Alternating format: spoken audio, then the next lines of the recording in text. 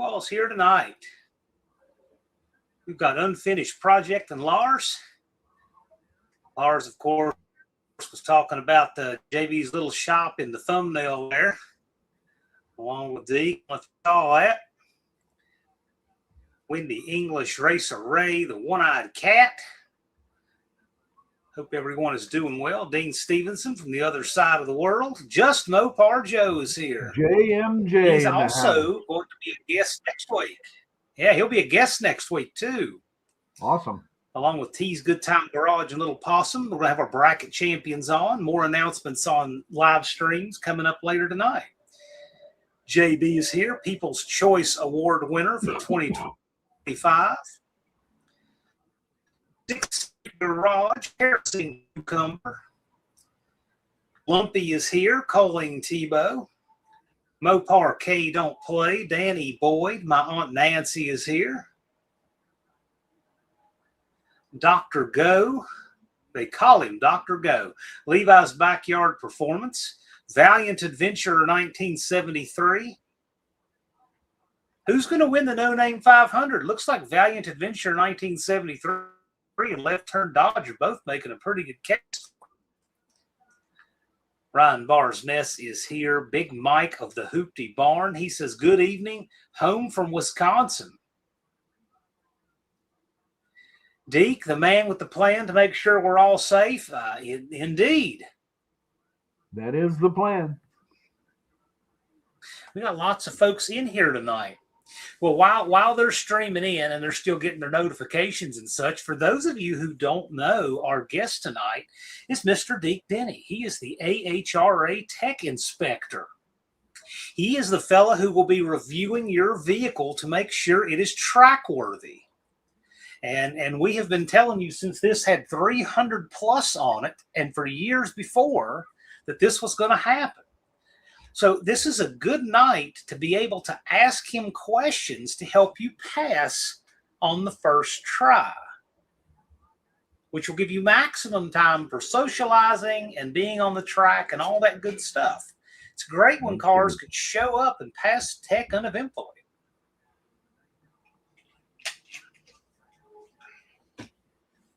Mr. Deke, how you been doing, sir? Not bad. Not bad. Good Mowed deal. the grass today. That's always good. Well, mowing the grass is usually good. I agree. It wasn't yesterday. So while people are coming in, I'm going to tell them about what happened when I was mowing yesterday. I ran over a hornet's nest. Oh, no. In the front yard of one of my properties, and I bet I got stung at least a dozen times. I don't know if you can. My lip is not as swollen as it was yesterday. This side of my face was swollen. This hand, you can probably see, is still really swollen. But I can bend my pinky. I couldn't do that yesterday. I mean, it's noticeable. And my arm is swollen, and I'm this little guy's lit me up. But so anyway, they won the first battle, but they did not win the second and final one. Well, what was the second and final was 87 octane. It does work. I've used it. That's a very good guess. Yes. Yep. Well, anyway, after that, I waited about an hour to get my rider because I had to move it because the nest was right there, right? Oh my. And oh yeah, and I found this big divot in the ground. I thought, what in the world is that hole? And I stepped back and looked. It was lined with yellow jackets. Oh, I thought, oh my God. So anyway, I took care of it. It has been extincted. But anyway, then I go to mowing and I did a short where I broke a pulley on my mowing deck maybe a month or two ago, and then I broke the pulley on the other side right after. I still couldn't even finish mowing after all this. Oh gosh. Wow. So anyway, yeah, mowing is usually great. It left a little bit to be desired yesterday. Well, I mow 3 acres. But I've got a 61. I mow probably 2 combined. Yeah. How much? I mow close to that much, but it's combined if you put them all together. So you got to travel between them too. Yes. Still better than paying somebody to do it. would agree with that. By the way, because of my goofy tin can and string internet situation, I'm not able to see Deke in real time. I can hear him, I can see him on a delay, but it does make for kind of a little bit difficult. So just understand that's why sometimes I don't always know how to converse, but that's the reason for it, because of the delay internet on my end. I can hear the audio in real time, but not the video. So what internet do you have there? I'm just working on Verizon data. When they upgraded my neighborhood, everything I had worked flawlessly until they did what they call an upgrade, and then nothing worked. Of course. Well, I have no idea why. They don't know why. Last fall, I got rid of my DirecTV, and I went with Starlink. And I never had internet out here before, other than on my phone. So now we've got lightning fast internet, and it saves me $60 a month over what my cable was, and I still got this is good. 300 or 400 channels. So yeah, and then the wife bought a refurb laptop off a guy that does that around here, and so now I'm doing this on a laptop instead of on my phone. So between the Wi-Fi and the laptop, my end should be pretty decent. Yeah, I'll tell you, we had internet connection troubles on your end that one time, and you've upgraded since. So we're going in the off season. We're going to try that again like we did last time and have you back for that, because that was great. People loved that. They're like, man, It's a shame we had tech problems. We got to regroup and do that again. But tonight we got tech questions on deck. And so I'm going to jump into these while people are still streaming in. And this is a good one that Mo Parquet has, because there are some questions, about her car in general. She says, I'm not running slicks, but still need longer studs. Is that correct? You don't need the long studs. You need the correct length studs. They need and her car runs an aluminum wheel. Her car's running an aftermarket aluminum wheel. You can even see that in the thumbnail there. It has the thick hub on it. Right. So the wheel stud needs to protrude into the nut. The diameter of the stud into the hex. The hex portion, not the tapered seat. Correct. Right. So if you were to put the wheel on the car, the stud should stick out past the face of the wheel, at least the diameter of the stud. So if it's a half-inch stud, it should stick a half-inch out past the face of the wheel. It's probably a 7/16 stud if it's stock.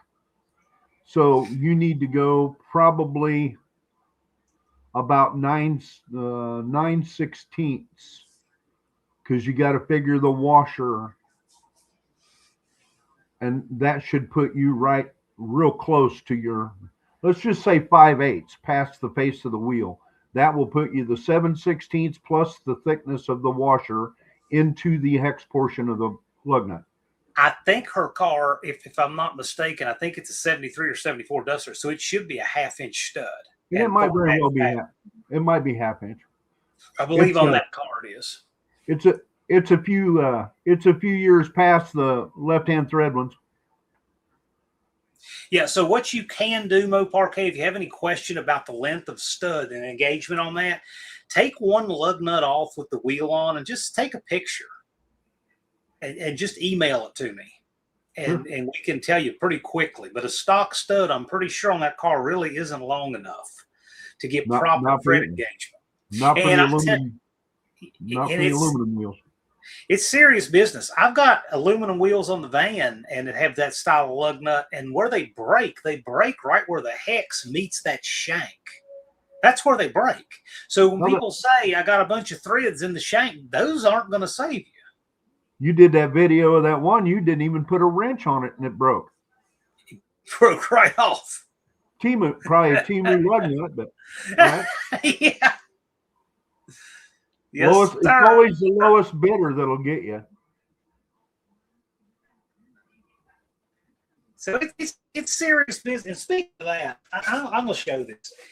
Who here, the people who've been around a long time are going to know what this is. Who here knows what this is? Does anybody know what this is? I want to see if somebody in the comments knows what this is right here. Huh. It looks familiar. Hello, Travis. Yeah, kind of looks familiar. Somebody's going to recognize it in a minute. Big Mike, Pure Pontiac Garage. Thank you for coming in. Bigfoot Mark, Cop Car Steve. Oh, Deke, have you seen Bigfoot Mopar's Mark's car? That Belvedere he's building? What year is it? I believe it's a 63. It's black, blower, big tire car. It's beautiful. Oh, nice. Oh, I love them body styles. Telling you.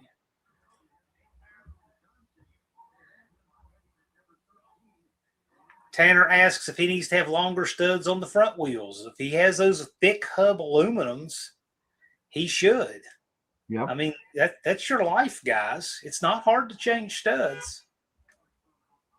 Yeah, and Mohawk has a tech video that he's made a couple tech videos, and he's got that. So you can check that out. He shows that. Anybody recognize a piece of a door? You're close. So this is a piece of the Volvo that our friend Andrew Nelson went airborne on fire at 150 miles an hour end over end down in Florida a few years ago. Oh my! This is a piece of the door jamb in the corner of that car. And it's about to spray the speed. It's not right here. Okay. This Andrew and the cage was it. There's the door jamb. I mean, you know, guys, it's really serious business here. This is all that was left of that car. Okay? And the thing is if I hadn't had a phone call telling me that Andrew was okay before I saw that wreck, if I was watching it live, I thought I just saw my friend die. It's really serious business. It was so ugly. When we ask you to do things like take care of your fuel line, take care of your battery hold down, take care of your wheel studs, that's why. Right there.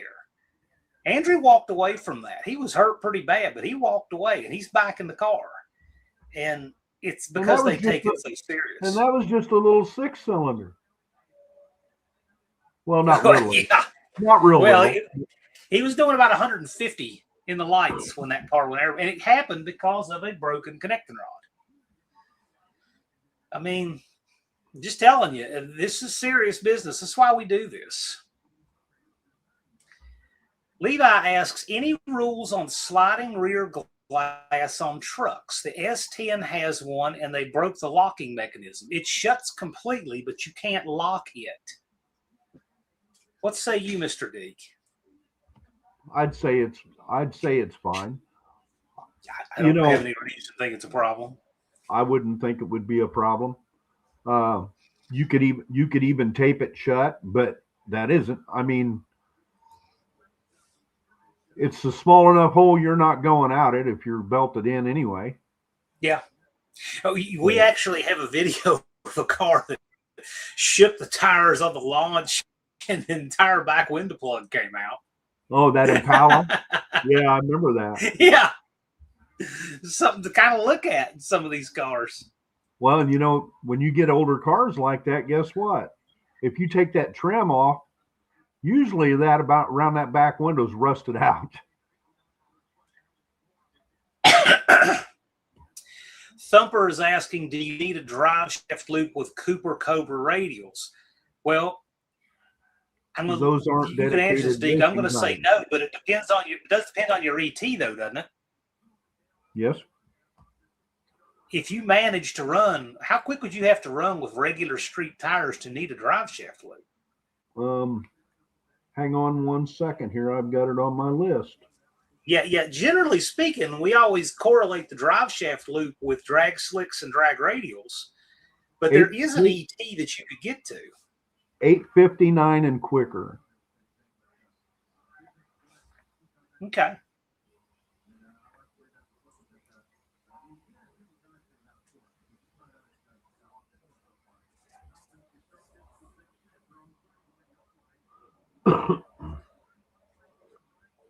Tanner says Thumper doesn't need a loop when he's running 15s in the 8th mile.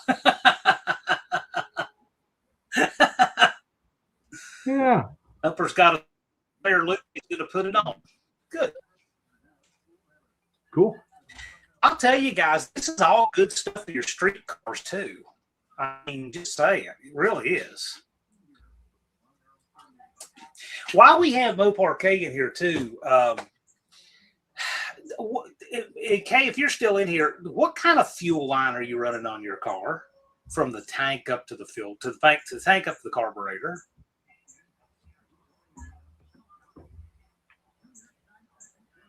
So I think that was something that I had a couple questions on that I had seen on that car.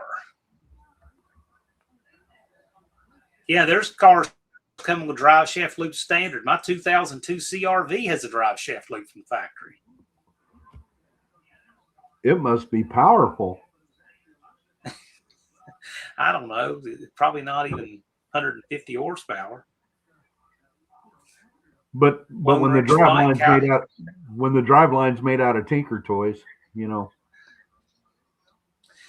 Cope asks if you can check the transmission SFI case certification if they put the label on upside down at the factory. You know, realistically, it's so far on the other side of the earth, they probably put it on right side up. That's probably right. They were testing Cope's eyesight. That's what it was. Yeah, I can read upside down and backwards. Not slipping it by Deke. Deke, what do you think of these SFI approved cases, like the ones for the 727 that now are on the market? I think they're awesome. Yeah. Would you trust one to an exploding drum? I wouldn't put one together without a billet drum. Well, yeah, that's the thing, and that's what Cope says. You know, who's buying a case at that kind of expense? It's not also running a billet drum. I just don't know when that would ever be tested. But Reverend Cope and I had a discussion about a month ago, and because I had ordered through Jegs, I ordered one of CSR's case covers, the SFI shield. Uh-huh. Well, they discontinued making them, but they didn't tell Jegs or Summit or any of them people that. They just don't make them. So Jegs has $514 and $18.18 of my money from 21. Oh my gosh. And Reverend Cope told me that they had a drum explode and it went through that Kevlar shield like nothing. Oh my gosh. I can believe that, the way those things do. Say a quick hi to Rob's Rods, the Manic Mechanic. How are y'all? Gen X Empty Nesters. Hello. How are y'all? Stinger Salvage. Stinger Salvage asks, I'm adding a racing seat and harness bar to my 67 Mustang. Remember that good-looking 67 Mustang Stinger Salvage brought? He's bringing it back. Anything I should be aware of to pass tech, I suppose, relating to his racing seat and harness bar. You're breaking up, John. Anything that there should be, he should be aware of when putting in his seat or harness bar that puts his 5-point Mustang. No, if his seat belts. If he's putting the harness bar in it, he'll have a place to mount his shoulder harness anchor point, so he'll be good there. Whether he puts a tab on and bolts it on, they do make harnesses that wrap around, loop style, that can go on that bar. But that's absolutely the best way to do it if you're not going to put a roll bar in it. I would agree. Some people do that. And I do think that's a good way to do it, to add that bar for the harness. Well, and I don't agree. I know some guys buy the extra long harnesses and bolt them to the floor, and I'm not a big fan of that. There's a lot of side-to-side movement, you know. Yeah. Yeah. Yeah. If you look at the amount of lateral movement that allows, it's a bunch. And the other thing about that I'm not keen on is look at the angle that it's pulling you if you're in a big wreck. It's not a good angle. The bar raises up that point. Right. Yeah, the ones that mount to the floor are backbreakers, no doubt. Without a doubt. And just to let you guys know, I apologize. Because of my goofy internet, I can hear Deke real time, but I can't see him real time. So sometimes it makes me a little uncoordinated trying to converse. I'm sorry about that, but I was kind of and I'm an uncoordinated guy, so it all works out. Kay says rubber, hard steel line, then to stock fuel pump. It's rubber, then rubber from the fuel pump, hard steel line, then a filter. I'm not sure what you're even talking about. Here's the deal. You say I measured it won't pass. Typically, what you have is you have hard line or braided steel line rated for fuel, not washing machines. Correct. The only purpose of the rubber is so that you have little pieces to connect it. A little piece to connect the tank and a little piece to connect, for vibration. That's what the rubber is for. Little rubber pieces so you can put the inline fuel filter in. That's it. And we allow enough to do those things, but it's supposed to be hard line. The problem with neoprene. You guys can always. The problem with neoprene, or what you're calling rubber, if you get it at the auto parts store, it's neoprene. And the ethanol in the fuel just attacks the heck out of it. I mean, it gets slimy inside. It wears it thin. The ethanol wears it thin, eats it thin. And then all the debris out of that line, that neoprene line, all that goes in your filter. Yep. Or depending on what side it's on, it goes up and hangs up your needle valve. Ask me how I learned that one when I was a teenager. Yeah, asking for a friend, right? Yeah. Andrew Nelson, you just missed it. I told him, this was the straightest piece left of that car. And this is why we do this and why we actually inspect cars for tech and care. If my good friend is in a car and survives, and this is the best piece left of the car, what does that say about how important what we're doing is?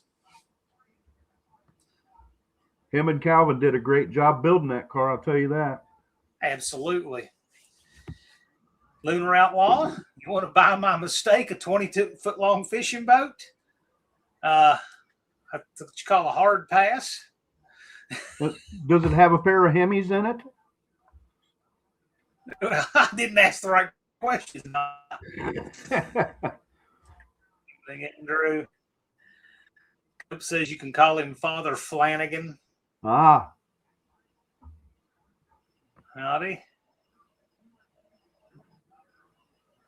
Yeah, Levi, his TH400 from Cope. I have no doubt that it's better than before it got there. Turbo 400.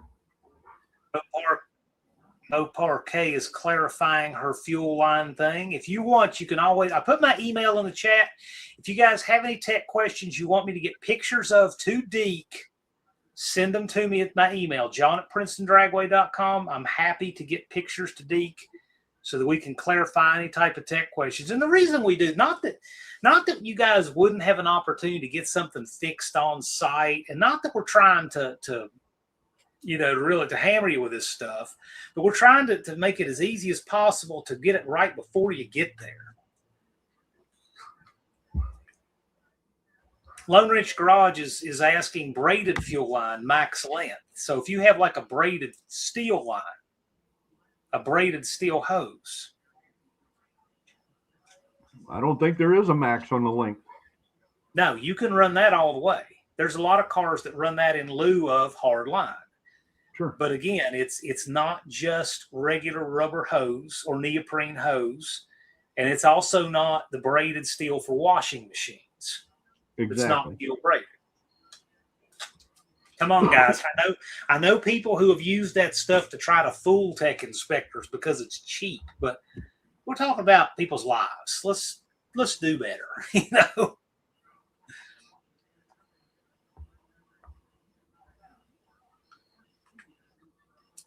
Racer A, at what speed in ET are SFI belts required? Seat belts. Let's see here. The 5-point harness is required at 735 and quicker, which, if you have a roll bar in it, that kind of goes hand in hand. Right. Convertibles is 835, a second slower. So when you do the bar, that's when it makes sense to do the belts. Right. And that one fella asked, you know, he's just putting the crossbar in his, and that's fine. You can do that. One thing I will add, Stinger Salvage, is when you do that, remember, once you run those dated belts, you need to keep up with the date on the belts. Every 2 years. And here's the crazy part. Now, and don't shoot the messengers. We did not lobby for this belt expiration stuff. We don't own a belt company. No. It's too bad. No. Too bad we don't, huh, John? Oh, no kidding. No kidding. This 2-year belt stuff. Here's the crazy part. Here's the crazy part. You can take your factory 50-year-old belts out, put these belts in. Then when they expire, if your car is not quick enough to be required, you can put your factory belts back in and be just fine until you update your belts. Isn't that crazy? It's just crazy. And I'm not advertising it so that people can abuse it. In years past, we've typically given grace on people when it's their first time at the No Name Nationals and their first time racing anywhere that has tech inspection, because a lot of times that's the case. And they have belts that are 4, 5, 6 years old, but they look really good and they don't have UV damage and they don't have any tearing and they don't have anything like that. Usually, we'd say, hey, you know, it's an honest thing. I understand you've run 10 other tracks and they've never done tech. Shame on them. Okay, that's on them. But here we do tech. We'll just let you know. Have belts updated. Usually, but belts are in date. If they're out of date and they're damaged, well, that's a problem. If they're in date and they're damaged, that's a problem. Yeah, that's a problem. You can't take your in-date belts and use them for pulling engines in the yard and put them back in your car. It's not a good idea. Correct. Manic Mechanic says on my S10, I have a 10-point cage with the bars going out to the front of the frame. I'm trying to put a fiberglass one-piece front end. If I don't get it finished, can I run without a front end? Yeah, I mean, I really don't see a problem with that as long as everything's contained correctly. Yeah. The AHRA guys are running fast cars that way. The aerodynamics is 0. Yeah, I mean, yeah, you still have to have your overflow bottle attached properly and all that kind of stuff. I mean, so if you have things that are, you know, you need that front clip to retain, then yeah, you have to work around that. But no, it's fine. Like you said, the aerodynamics are garbage, but who cares? You don't have to have a front clip. It looks kind of cool that way. It'll run cooler.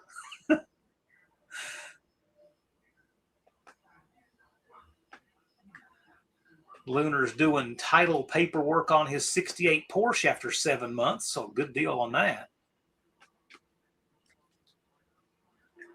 He's going to have his radiator core support in good. Barry Cuda says in New Zealand, we're not allowed to have a roll bar in a street car unless you race it regularly and it gets certification. So in New Zealand, you can't run a roll bar that isn't legit. Huh.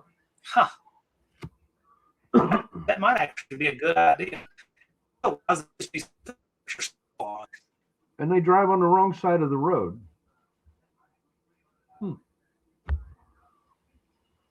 That they do. I guess if you ask them, that's a matter of opinion.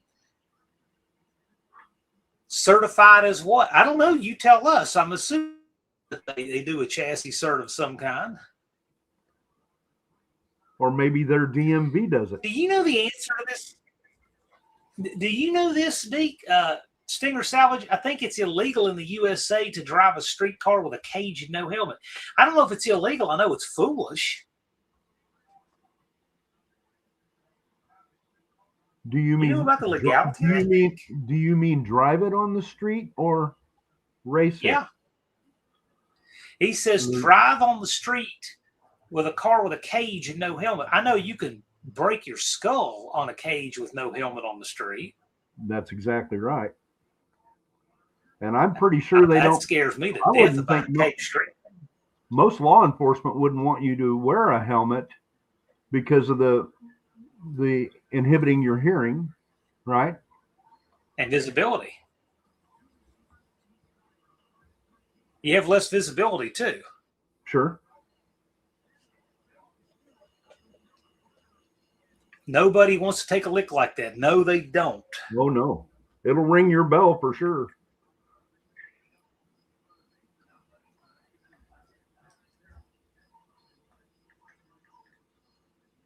Yeah. We don't want to break a safety streak. We have a wonderful safety streak at the No Name Nationals, and we've tried really hard to keep it that way. We're going to try to have another really good safe year. Yes. Manic Mechanic says, according to the rules, you can only have a maximum of 1 foot of rubber line total in your fuel system, including the pressure and return lines. Levi asks, is a neck brace required at 639? Is that correct? That is correct. I understand about data belts. Yes, it's always a thing. We run into that a lot, actually.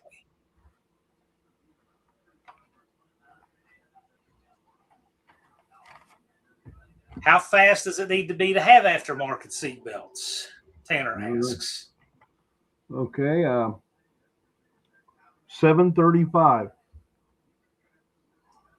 735. If you've never run your car track before and you don't know, you probably don't need them. I very rarely find anybody have something that they've never run before that's anywhere near as quick as they're anticipating it being or building it for. Thumper ran without a hood. Yeah, that's no problem. Lunar said, how do you feel about Gatorade bottle as an overflow? Well, I'm sure there's many things that are better out there, but as long as it'll hold a minimum of 16 ounces and it's anchored well. Ounces. Yes. And absolutely, of course, you're going to have straight water in it because everybody's going to change their antifreeze out to straight water. That's a good point. Let's mention that while we got a bunch of people in here. Please run straight water in your cooling systems. I mean, just for the race, antifreeze on a track is the worst thing to clean up, and it could really cause a bad wreck. We have seen antifreeze get on the track. We don't want it to happen. We do want to run cool overflow bottles, but just straight water, just for this race. It's in September in southern Missouri. I don't think anybody's going to have a block freeze up and crack. Okay, straight water for this event is what we need you to have. Okay, we have given exemptions for really late model cars that are all stock. Okay, so if your race car breaks and you bring your whatever 2024 model whatever with 15,000 miles and it's all factory original, we might give you a little grace there, but all you guys running stuff like we do from the 60s and 70s and 80s, come on now. The hardest thing to clean up off the track, number one, is blood. Yeah, number two is antifreeze. Yes. You know what? The longest to clean off the track is blood. It can take years to clean blood off the track because then it could get shut down. If you're running Triple Crown, I think they require all body panels. It's a Triple Crown rules question, and that can supersede up on top and above the regular safety rules. Here's a link to Mohawk's video on passing tech. If anybody wants to watch it, it's right there. I think I watched, that was on last week, right? Mohawk has a video he's set up for a while and occasionally posts a link. He did a good job of it. Manic Mechanic says, what are the regulations on an engine diaper? I may be running nitrous at the race. Deke should be familiar with this because of all the engine diaper drama we had to deal with on the third year. And this is actually in the AHRA rule book. It was put in there backwards, but the correct numbers are 630 and quicker with a power adder, or 545 naturally aspirated. So there you go. But that 639 for power adder, 545 NA. Right, and it was actually backwards in the AHRA book, just a typo, because it would not have made any sense the opposite way. Right. 545 power adder, 630 NA. I will tell you that the third annual AHRA No Name Nationals, we had some heavy hitters turn up running 1,000+ horsepower engines, and 4 of them needed to run engine diapers, and we're not, because we know that a lot of people don't like working around them. But here's the thing, and we made them put them on. Some of these guys made over 1,000 horsepower, and we need that. I mean, it's bad enough if one of you guys throws a connecting rod out, oils a tire, and is upside down. It's even worse to call somebody else's widow because somebody in the other lane did it. And of course, the first question is, well, who was checking this stuff? So don't put us in these weird places. If you're actually running something that quick, you've spent enough money on your engine and your car and your hauler and everything else that you can afford an engine diaper. It's not a hardship at that point.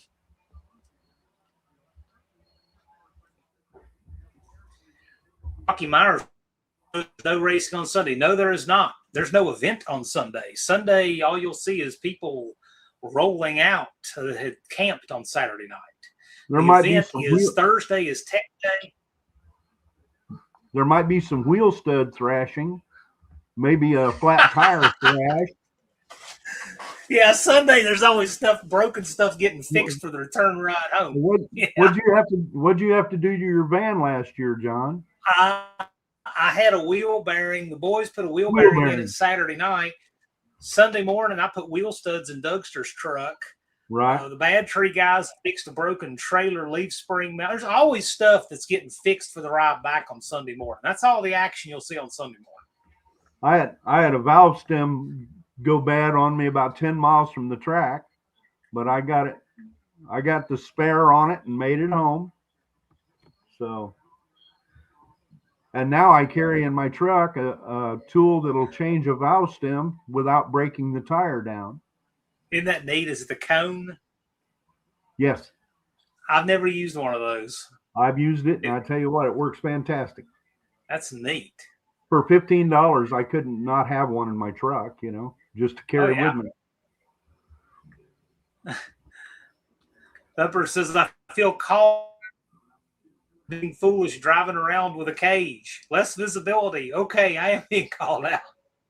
I'm not calling you out, but I'll tell you, there people have gotten bad hurt that way. So.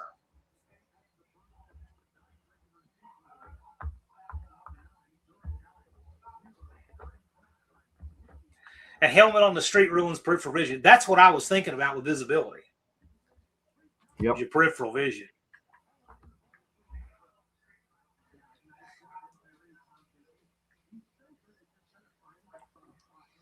Yeah, don't worry, you won't be that fast, Tanner. Mr. Rodder Dallas says, keep your factory belts until you're forced to change them out. Yeah, I mean, yeah, you guys can do what you want to do, but you got to do it right. Like, for instance, if you want to upgrade to an aftermarket belt, don't upgrade to ones that are 20 years old but new. That's no good. You got to do it right. And a lot of people don't want to do it right. If you're not going to do it right, don't do it at all. Correct. This is an interesting one. Are alloy roll bars legal for racing there? I guess he means in the United States. Yeah, chromoly is an alloy. Yeah, that's what I was thinking. Is that what you mean? With the 639 rule, what if you do not know what your vehicle's going to run when you get there?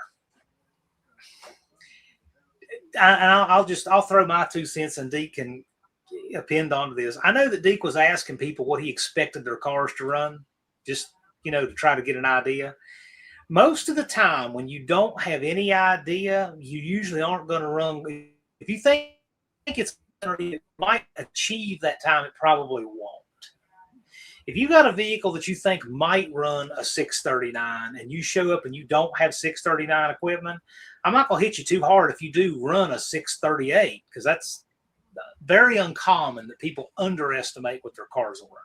Usually people overestimate. Absolutely. Usually. But if you're building a Hammer and you've got a lot of racing experience and you've built several 5-second cars, that's a little different. You then do have a good idea what you're going to run. Then you do know. You have a good idea. Yeah. I'm not too worried about it. Just be honest with what you're going to run. I mean, you then there's the guys that throw the LSs in there and then throw the nitrous to them. Mm-hmm. I'm personally not a big fan, but I've seen a lot of oil downs with those. Yeah, I mean, if your car, if you build something that you expect to be middle of the 6s, but you don't know where, and you don't know if you'll be afoul of the 639, you probably don't have a lot to worry about. If you're actually quick enough to break that every time, well, good for you. You've overachieved. You should be happy. Generally speaking, we allow grace if somebody you get a warning when you run under the first time. So that's typically the way it is. If you overachieve that much, be happy, You can slow it down and at least try again. Absolutely. Is stay cool loud? I don't know if calling means the non-glycol based coolant. We have allowed that. We have. Only thing about that stuff is they put colors and stuff in it, and it becomes to where it's indistinguishable from regular coolant. Exactly. And a lot of people run it. I'm not here to bust on people for it, so we're pretty cool with that stuff. But the easiest thing for us for Visual ID is just water. But if you're already running a glycol-free coolant like that, I don't really have a problem with it. But I personally think if you're smart enough to make a car run down the drag strip and tow it 1,000 miles to get there, how hard is it to drain it and put water in it? Yeah. Now, I'll tell you this, guys. There is a lot of honor system going on here. We know all of you are certainly smart enough to try to get by with things and hide things, but we are hoping we have an honorable community that won't do that. Let me tell you, if you do have antifreeze in your cooling system and it does get on the track and you told us that it was a glycol-free coolant, well, we got a real problem then. Then I'm going to tell Possum, hey, all this time that's down here probably needs to be billed to this person. And we'd have a real conversation about it. That's a real problem. So let's just avoid that problem by being honest about what's in our cooling systems. And we're telling you this 33 days, 3 hours, and 14 minutes before, so there's plenty of time to remedy it. And that's a few of the viewers. A whole bunch of them have known for 5 years. Oh yeah, that's just the people who are new. Yeah. Levi asks, if you go faster than 639 and don't run a diaper, you're asking for trouble. A diaper's $120, I'm sure it's cheaper. Yeah, well, that's just true. And I appreciate you doing that, Manic Mechanic 26. Thank you so much. That's what tonight is for. That's why we have Deke here tonight. He's on it every year. We do at least one of these, sometimes two. Every year. And we open tech at early. What time do we usually open? It's like 7 in the morning or 8 in the morning on the Thursday. 8. Yeah. Yeah, we open tech crazy early. The gates open by 7 a.m. Tech is open by 8 a.m. on Thursday. So if you really want to make sure, get in line really early on Thursday, then you'll have all day to fix something if there's a problem, and you still don't get by. Because the track And isn't you got going 100 live of your on best Thursday. friends there. The track won't be live on Thursday. Yeah. The only thing we may do on Thursday is we may do a little bit of we'll do for those who haven't raced before, especially for those who just want to participate, we'll at least walk the track on Thursday. Before we've gotten our friend Barkley to help teach people a little bit about staging, we may get out there, track personnel only, get out there with something like a golf cart just to show you guys where the beams are and that kind of thing. A tutorial for people who have never driven on a drag strip. We might do that on Thursday night, but the track will not be hot for racing. Is 8 a.m. fuel line okay? Yes. Yep. It just has to be of braided steel construction or hardline, or no more than a foot of rubber neoprene hose. That's 3/8. Yep. Indirect connection Jason says hello all.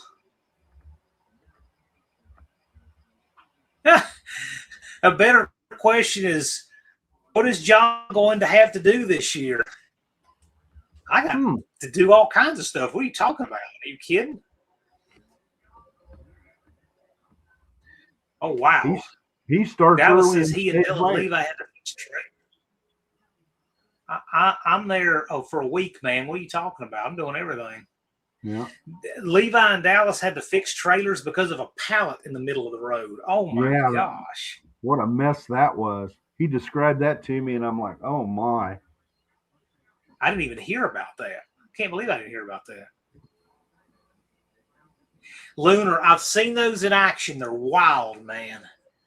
They actually force the backside of the valve stem into they distort it with a cone until it pops through the hole and locks on the backside. Yeah, they give you a hook to push the hook in beside it and yank the old one out, and then that cone and a pusher to push which screws onto the stem. And I got a little tube of KY jelly and smear it in there, and it slips in so nice. Pop it back into place, air it up, ready to go. I have a different way that I get the old one out without dropping it in the wheel. I take a razor blade and cut it about 50% across. Right. And when you do that, you can take a pair of needle nose and pull it out, and it'll come out that way. Yep. If you're careful, you can do it that way.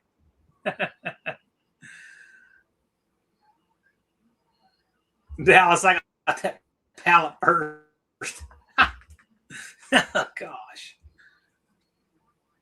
Yeah, he hit it in his 66. I did not know about that.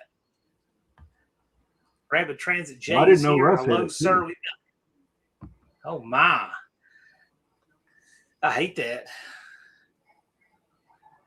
Andrew Nelson, quick survey. Who uses a belly pan? Who uses a diaper? I know the Nelsons run a full belly pan on their cars. They might be the only one there. Yeah, probably. The Nelsons are in a league of their own on a lot of things. Mohawk said my truck cleared the pallet, but my trailer nailed it. Oh. Man. Oh, my gosh. Levi said he's saving up for a belly pan. Aluminum is not cheap. Manic Mechanics says my new motor may make up to 800 horsepower. I've never built one this fast, so I have no idea what it's going to do. Fair enough. I will say, build your truck in a prudent fashion and, talk to your old man. He can help give you an idea. You might kind of if you want to, you might put some details of your combination down and ask around. We got some people in the community who could probably make some real good guesses of what you might run if you want to do that. And in the long run, he wants the vehicle to run that fast eventually, right? You're going to have to put the safety equipment on it someday. Yeah, that's another way to look at it too. That's right. Question with rear firewalls. Do they need to be welded in or is bolted in okay? I'm assuming he means like a partition where you put a battery in a trunk, or you have the panel where the back seat used to be. Right. The rear bulkhead. You can bolt it in and prefer it to be a really tight fit where it seals around the edges. Some guys even silicone them once they bolt them in. Yeah. Welding it in is final, very final. Indecisive Garage says, it is my opinion that Ed's truck could run a 655 NA, and then he says he may spray it. So sounds like you're pretty close. Build it in a prudent fashion. Don't do anything crazy like show up with slicks and no drive shaft loop or any of the. You got something quick enough there. It sounds like, Ed, that you need to at least have your bases covered. Okay. Correct.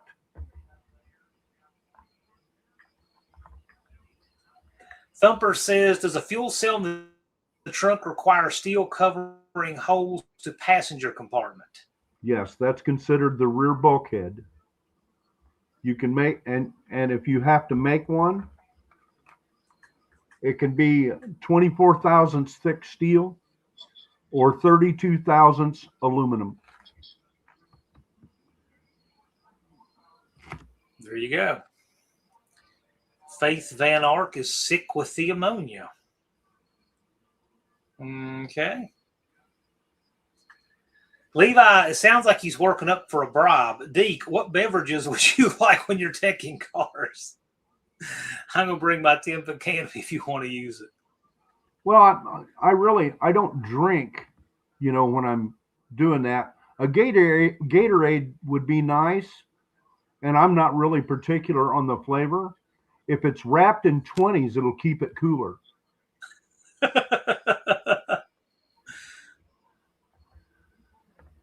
I don't know if Dallas and Professor P are coming. They've loaned me their canopy before. They'll be there. Okay. They'll be there. I will tell you. Very gracious of Shane to loan me his canopy to Tech Cars, and Dallas will have his AHRA one there too. So we got a place to get in the shade. But thank you, Levi. You guys are welcome to bring Deke a cold beverage, but I will tell you, you won't get any additional grace that you wouldn't have gotten anyway. I mean, that is correct. Ryan Barsness asks, is there an ET that you need steel valve stems instead of rubber? It's a good question. As a matter of fact, there is. 749 and quicker, front and rear. Yeah, that's an overlooked rule. Yes.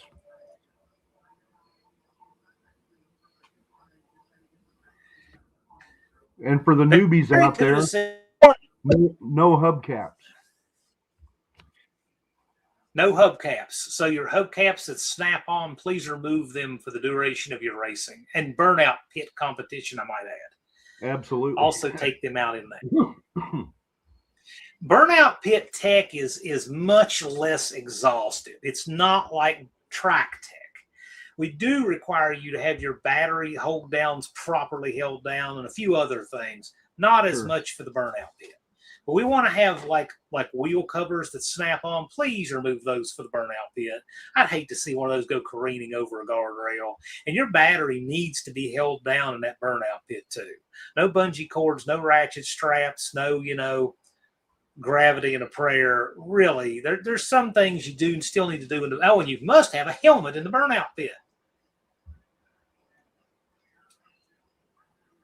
And no AutoZone battery hold downs. The rubber ones? The rubber top bar. Yeah. That's even junk, guys. Even if it's in the stock location, that does not fly. Yeah, guys, you got to do better than that. Those things, those are like you got to get off Gilligan's Island and you got to fix it kind of stuff, but not here. Right. Heavens Mopar Scott thanks you for walking him through on the assembly of his ride to keep it safe and pass tech easier. Well, cool, man. Glad you're in here. If you got any questions, good time to ask them, Scott. And he's been shooting me texts too, and I've been giving him some pointers. Not just tech either, you know, on putting his car together. Yeah. Well, and that's a he's good time to do tech. The last few weeks, they had a lot of diversity up there, and by where he lives, you know, with the fires and all that.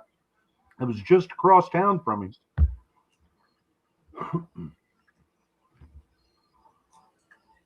Andrew Nelson says, bolted or welded are both good. The Volvo crash and fire did not get to me. That bulkhead was welded. Nice.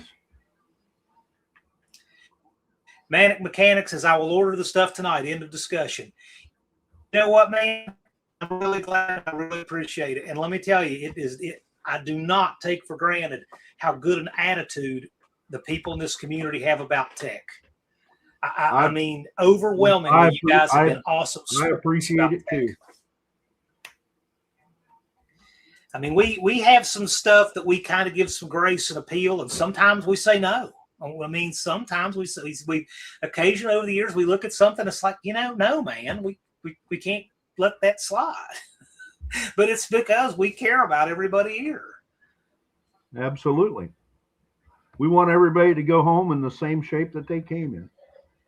Absolutely. You got it. An old hood is perfect for a rear firewall. That sounds like the voice of experience. Now, Dallas is really good at finding really good budget stuff like this, and yet his work is always really good to the letter of tech and very safe and well done. I've seen him make a silk purse out of a sow's ear. He's good at that. So he has great ideas for saving money that don't compromise safety. He's a good one to learn from. Any special requirements for a convertible? Yeah, 835 and quicker, it needs a roll bar. And as well as a 5-point harness, of course.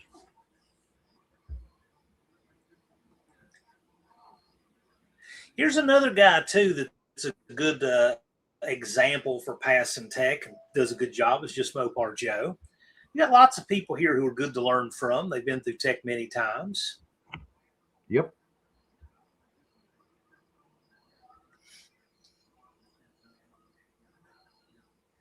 Heavens Mopar Scott's wife approved a converter.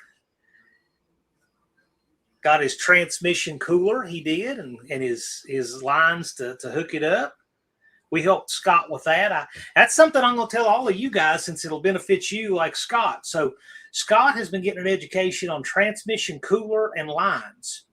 And in your forward gears, your pressures are about 70 PSI and 150 in reverse.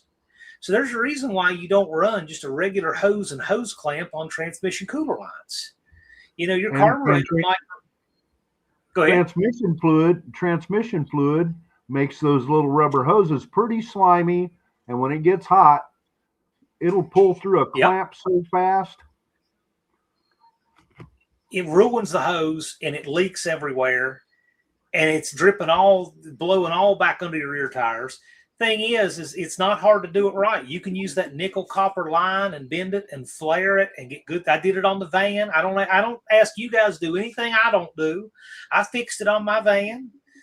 You can see that. I mean, I put most stuff like that I do on my channel. But Scott has been doing it right because your pressures are high on a transmission cooler. Your gasoline, your carburetor lines is only 7 PSI. Your radiator is like 16, right? So those pressures are fine. But till you get it to 200 degrees.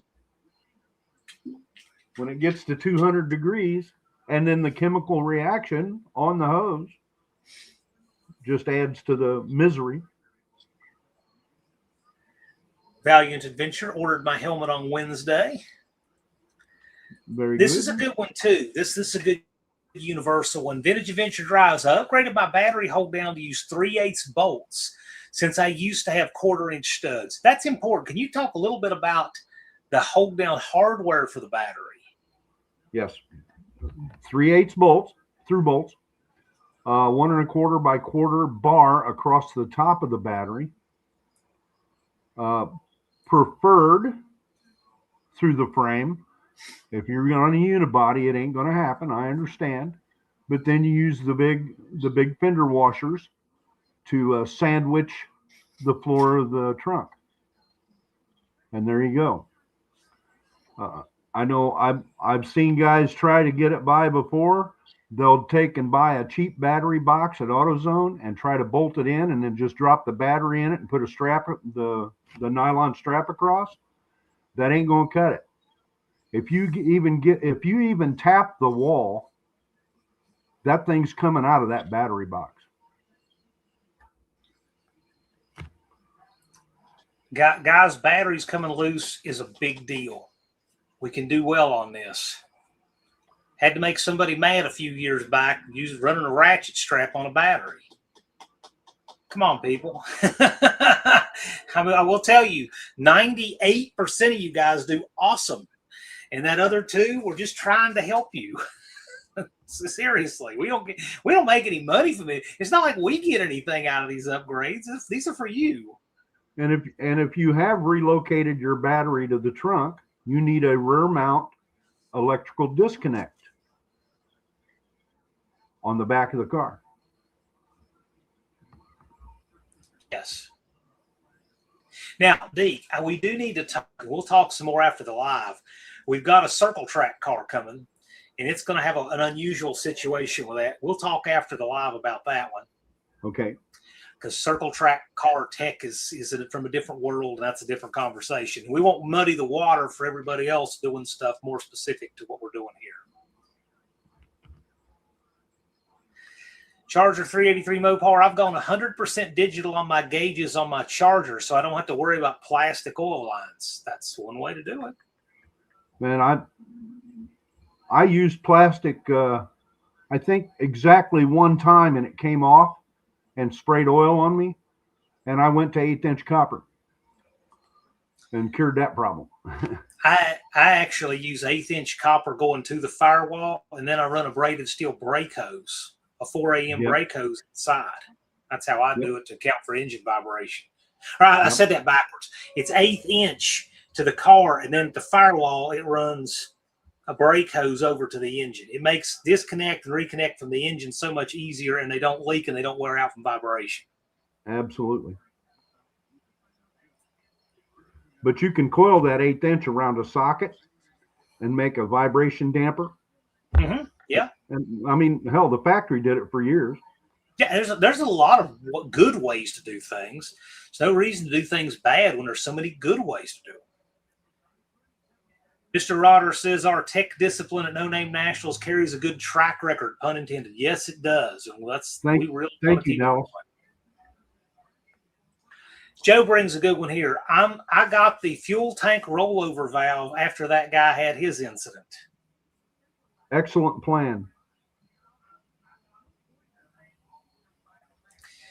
Heavens Mopar Scott, my 5-point harness seatbelts have no date on them, even though they are new. Plan on getting ones that do, or can I get away with these? Scott, what do you have? Are they not SFI harnesses, or what kind of harness is it? Can you send me a picture? If you can send me a picture now, Scott, I'll put it up on the screen. Are they from Temu or Jegs or who? For real, that's an honest question. I'm going to tell you now, Scott, considering what you're building and the fact that it's never been down the track before, I'm not expecting you to be like leaning on the records or leaning on the required ETs for a lot of this stuff. So as long as you have a safe setup, I'm not too worried about it in your car for that reason. I have no evidence to see your car exceeding that ET. I think that's fair. Not yet, anyway. Not saying it won't. It could. That car could be a hammer. It's just not yet.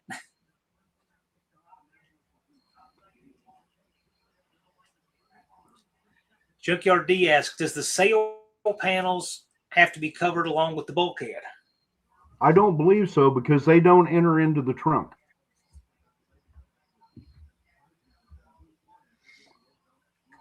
Dougster says, burst a transmission line and it sprays on a hot hitter or manifold. That's a possible fire right now. Yes, it is. Busted Radio Garage Chris says Mr. Deke is in the house. Hello, Chris. Hello, Mr. Mills. That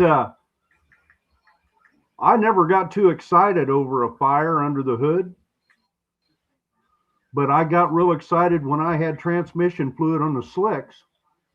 Ooh. Things get real dicey real fast. Oh, yeah. Barry Cooter was talking about Steve McQueen trivia earlier, and he says about 1969, Steve McQueen designed and manufactured the first plastic racing bucket seat at his factory, Solar Plastic Industries. I had no idea that you heard that. Very interesting. That's cool. I hadn't heard that. He was a pretty innovative. He was an innovative guy with motorcycles as well as cars. Yeah. Oh, yeah. That's what I hear. Vintage Adventure drives on fuel cell vents. I installed an external rollover valve with an aluminum fuel line running out the bottom of the trunk. The line has 2 full loops. Perfect. That'll work. Yep. And when you guys will see me when I'm doing tech, I'll grab the fittings, the suction line to the pump, the vent, the rollover vent. I'll check those fittings. I think last year I found 3 fittings that were loose. Huh. They got put on finger tight and not snugged. So something to go over. Huh. Racer says his battery box has 1/2-inch bolts holding it to a full steel frame. You can pull a truck with it. Well, it's not going anywhere, buddy. There you go. Nothing like overkill. Hey, Matic Mechanic says, I bought a battery relocation kit from Taylor, and it has 3/8 rads. I guess you mean rods from under the bed to the top of the box with a battery hold down. Cheap, easy way to go. Yep. I've had good luck with their stuff over the years. Oh, yeah. The Taylor's top notch. And the thing is, it didn't take you 3 trips to the hardware store. Yeah. Buddy Carfano, do you check date codes on tires, and is there an age limit? Boy, isn't that an interesting one? I currently don't check them, but if I see dry cracks, I can put a coin in. Yeah. Probably have you go down to the local Goodyear and scrounge through the pile. You know, man, yeah, use some sense on your tires. But I'll say this. Now, there are some guys who occasionally find some really old snow tires for like the burnout competition. And we see guys on purpose bringing tires from the 80s to that. I've seen some bi-supply tires come in there that were old because they smoke really well.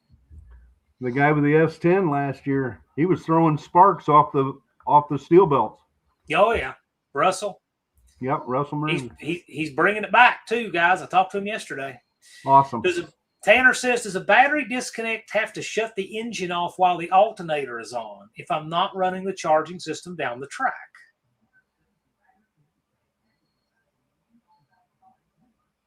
It has to shut the engine off.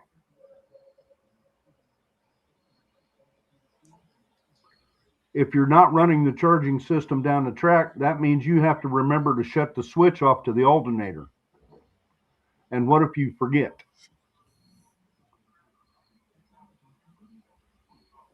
They make a simple disconnect that actually has an extra pole for the alternator. Just Mopar Joe says, I got the OG CRT case and billet drum. Yeah, Joe has the original serial number 000 SFI CRT case. He's going to try to test it in Sykeston. Oh, boy. Evans Mopar Scott, I need straps for my fuel cell. What gauge steel strap is required? And what's the best way to mount it to the floor? 1/8 steel strap. I believe 1 inch wide Let me double check here.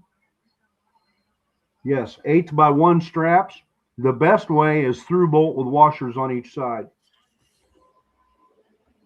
No self tappers and stuff like that. Andrew Nelson says, our fuel pressure at full boost is over 100 PSI, and we use the same material for our carved cars. I've been in 4 car fires at 150, 140, and 2 at low speeds. Fires are no picnic. Buy good fuel lines. I'll tell you this, just in general, if the Nelsons have a safety tip, it's a good idea. I've never seen those guys have a safety idea that was bad. Absolutely. These guys are legit. They do quality work. Their cars are top notch. They're top notch human beings, but their cars they are. Yes, their cars are top notch too.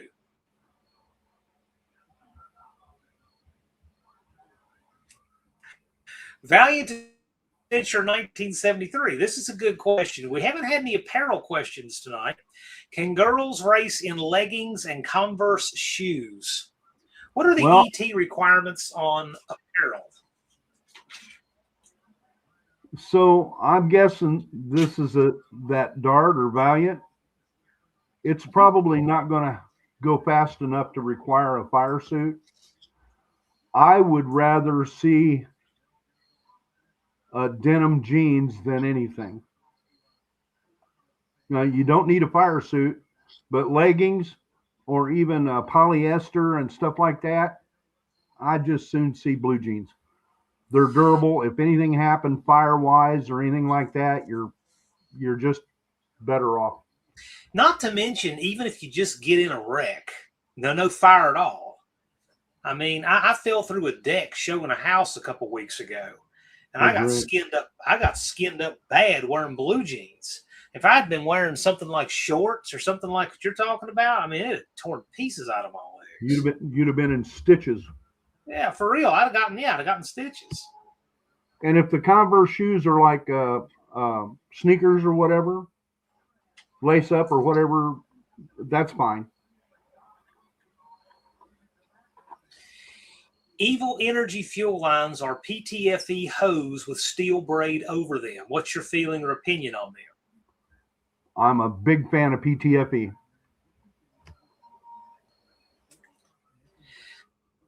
Scott says, are open headers enough to run? I have mufflers, but may not have enough time or money to have them installed. I'll just throw this out there. As far as tech goes, Deke can add anything with tech, but I would at least stick a collector extension on there. The thing will make a lot more power. Just a 1.5 foot of pipe on those headers would help it.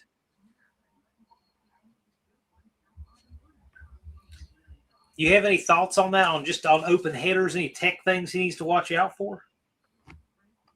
Make sure they're aimed well away from the fuel lines and transmission lines. Very good point. Yes, Scott, if you could. I'm a big fan of the header extensions, for the reason you said, for the horsepower.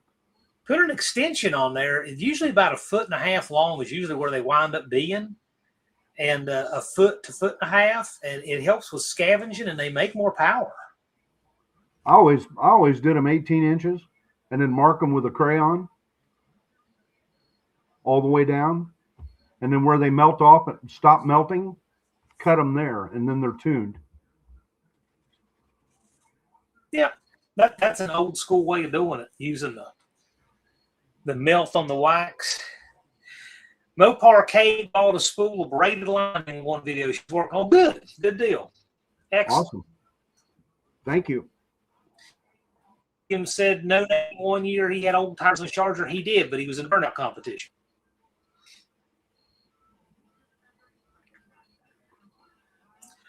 More Steve McQueen trivia. LeVar Burton was friends with Steve McQueen and spent 2 weeks as Steve and his wife's guest at their house. Steve was in the garage twisting wrenches on cars and having a Budweiser. My kind of guy. That's cool. Andrew Nelson concurs that your shut-off switch must shut the car off. Just Mopar goes, what ET do I need a parachute? Asking for a friend's Laguna. Well, let us see. Deke. Hey, Deke, by while you're looking it up, if you missed it. It's a 120, Here, Levi said he was 125 going to in run a the 8th. parachute. Okay, 125 miles an hour in the 8th. In the 8th. We go by, Levi said we go by mile an hour when on he's that taking and 150 in the quarter. Well, Levi is there mile an hour wise now, but when he first got that parachute, he was not quite there. And Joe said, "Are you going to drop it out of a plane?"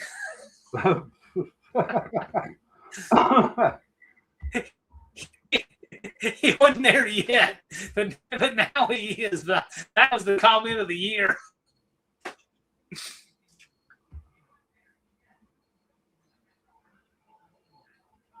Andrew Nelson says open headers can catch the floor undercoat on fire. Ask me how I know. That's true.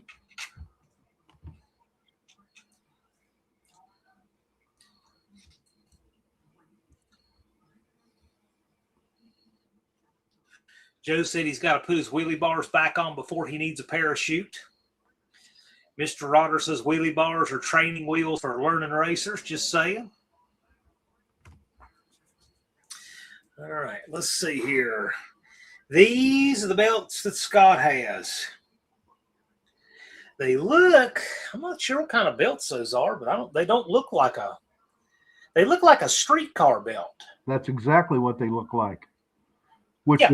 would so make sense they wouldn't have an SFI on them. Yeah. So here's the deal, Scott. A belt like that is not going to be legal for the 735, but I think you're absolutely fine to run those in that car until it gets quick enough to need them. I mean, I don't know. What do you think, Deke? It looks like a nice harness. It's just not an SFI. Correct. And I wouldn't have any problem with that on a car that's not running, quick enough to have an SFI. Yeah. Right. Yeah, it looks like a nice harness. It looks comfortable. It looks like something you could do a good drag and drive in.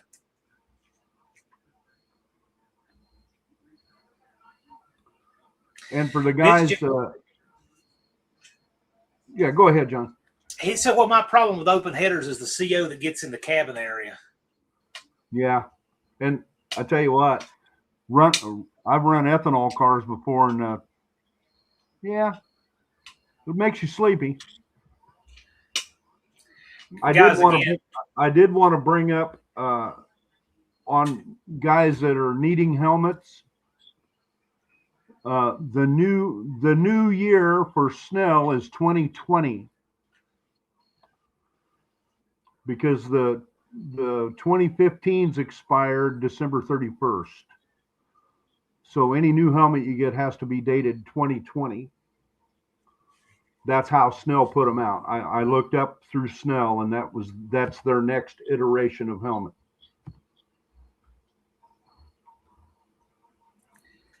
So something else to remember, guys, the track itself has a helmet rule and tracks different rules. We actually rent the track for this event. And so for the duration of this event, it runs AHRA tech, which may be more restrictive than the tracks tech. So just remember that. A helmet is something that the AHRA is slightly more strict on than other sanctioning bodies. We require everyone to have a helmet who goes down the track. Everyone. Regardless of ET.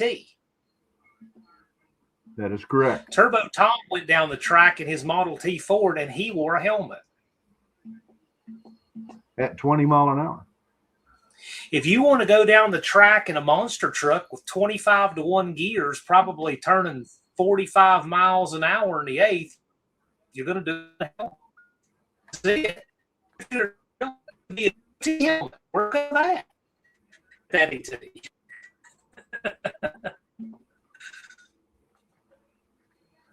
Racer says, so my helmet is good for this year, not next.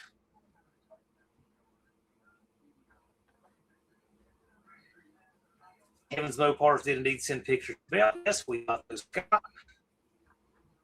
Bear Rose in the house. Howdy, Bear Rose.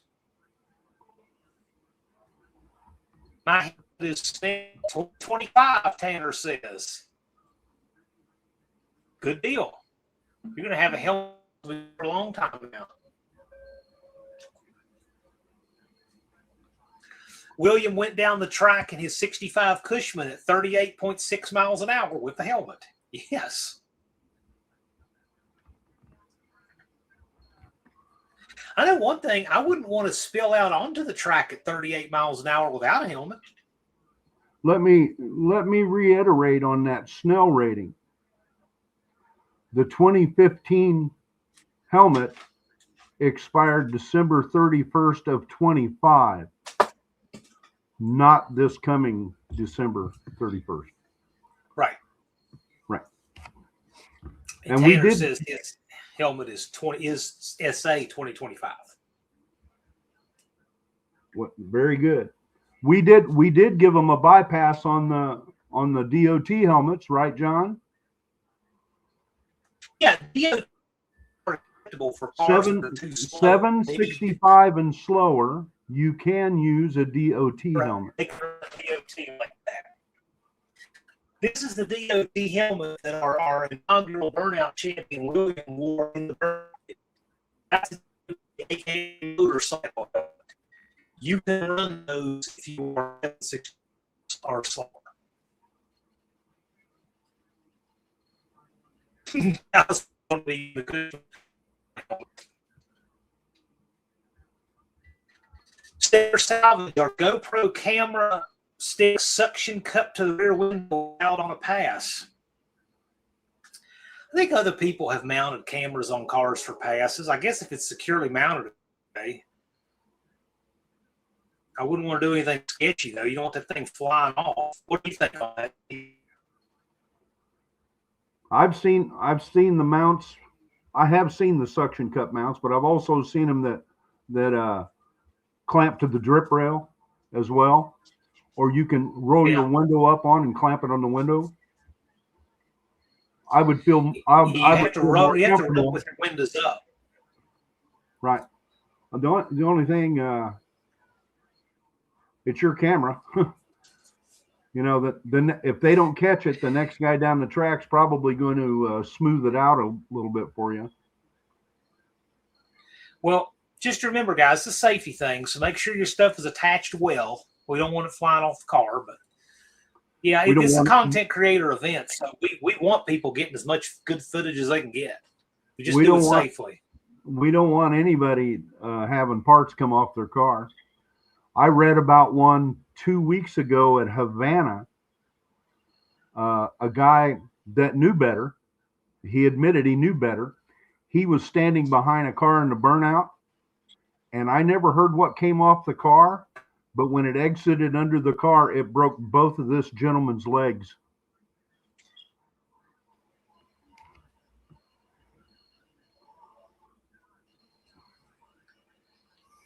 Telling you what, that stuff could be dangerous. Joe has a magnetic mount that he said has been tested to 113. So there's good stuff out there. Oh, yeah.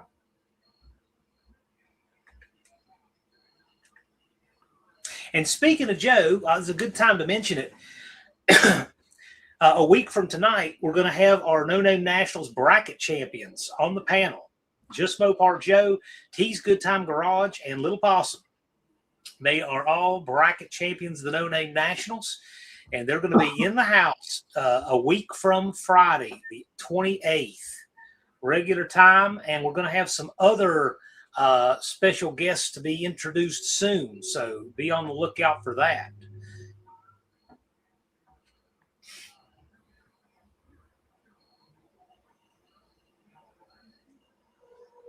Yep, there's T, Joe, and Little Possum. That'll be a good one to ask questions about bracket racing in general. Got 3 real pros there.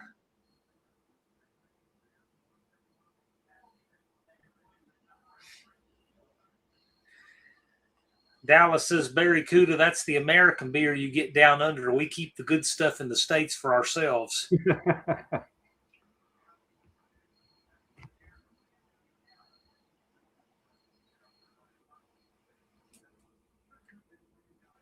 And hopefully I'll be at the track for the first time next Friday. That's good. Levi says, I'm surprised no one asked tech questions about the monkey bikes. That's because we don't have a lot of new entries for that. So, in general, just any little general rundown you want to add about monkey bike tech questions, you're welcome to. The one big reason for that, Levi, is the rules were so liberalized the year before last.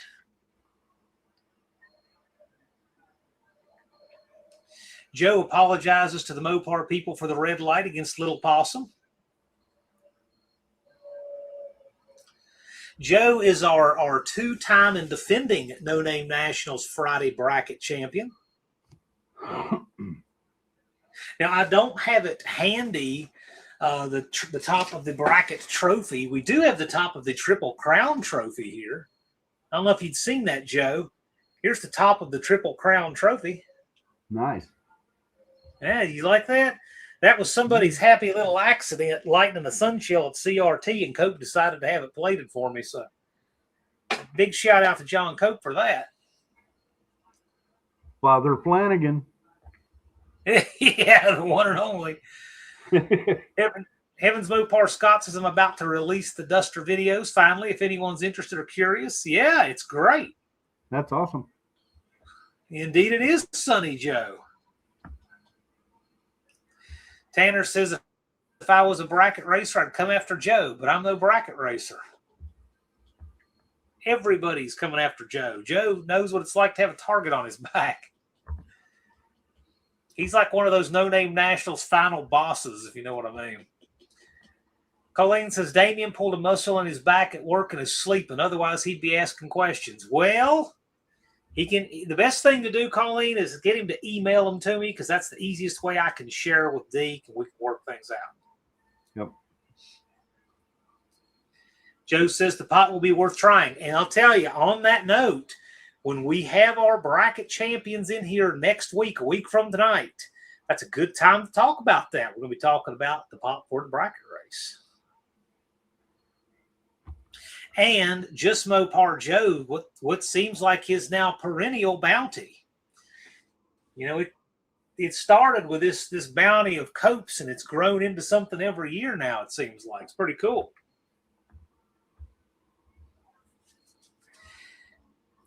Cultured Redneck Garage Kyle's asking a question, something he may want to do in the future, apparently not a 2026 question. Small single-seat open-body dragster. Is there ever a point where full-body panels and windscreen are required? Or are side panels and shielded helmets sufficient? So he's talking like an open dragster, like these, like the VW Sandrails that have no body panels at all. Right. Is there ever an ET where you have to run body panels and windscreen?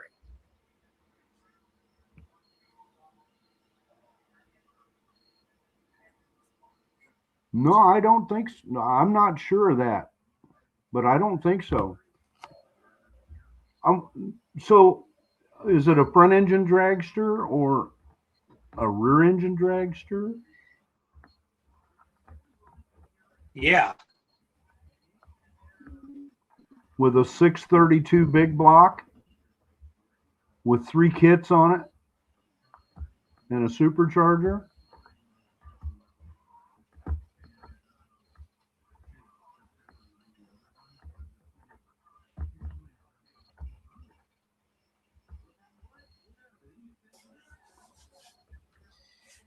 I'll let Kyle answer that one. I was going to tell you, John, I suspect it's going to be a VW dragster. Yeah. I was going to tell you, I'm going to bring my my electrical race car scales this year. It is mid-engine VW based. So we're not talking anything faster than the 7s. No. What say you on that, Deke? What's that? Is Cultured Redneck Garage? Is that He's the guy that brings the VW stuff. Yeah, he's from Kentucky. Yes.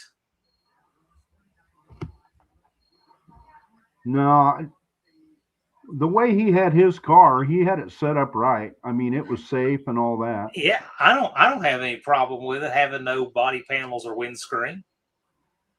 I mean, Top Fuel dragsters, a lot of them didn't have any windscreen up to 300 miles an hour. And the front engine dragsters, most of them didn't have any body panels up front. I mean, if you take a grasshopper to the junk at 200, that's your problem, but I don't have a problem with it. Right. Barrows says, driveline loop question. Does an encased cross member count so long as it's within the distance to the U-joint? So in other words, like a cross member that goes around the U-joint or goes around the drive shaft. It's also my 4-link mount 3/8 steel plate with a hole for the driveline. And it's within 6 inches of the front joint? Is that the case, Barrows?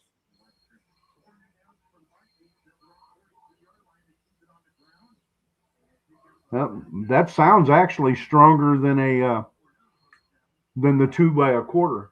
Yeah, it's what I have in my head is what you're describing, Barrows. It actually sounds good.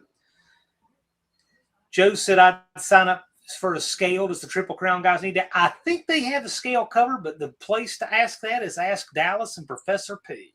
Ask them on the scale. Well, I don't know if the Wi-Fi was a little bit weird last year, but Dallas's scales wouldn't link up. Probably wouldn't be the worst idea if you had a backup, Joe. The ones I've got plug into an outlet.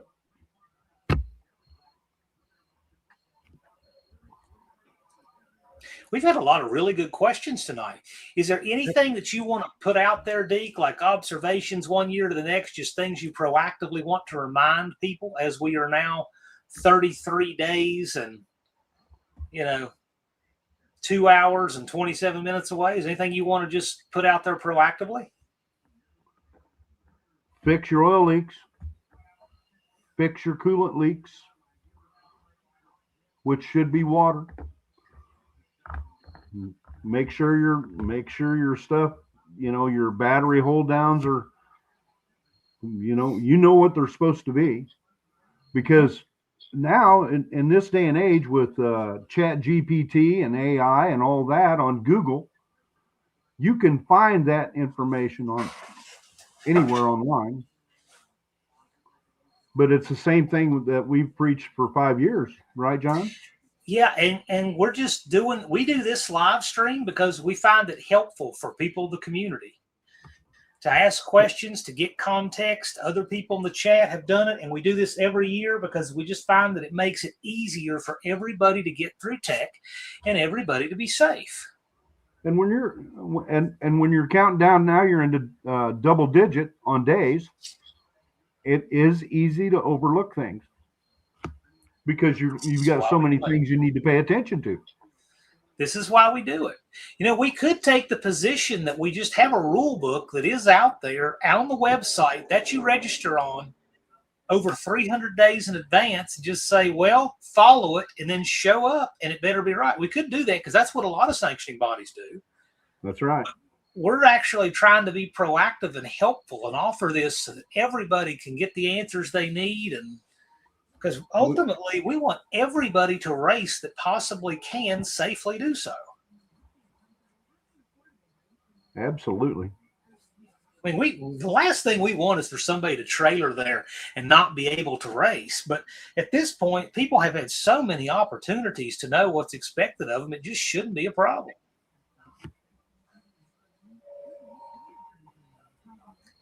Is a catch tray for a leaky rear main seal acceptable? Catch tray?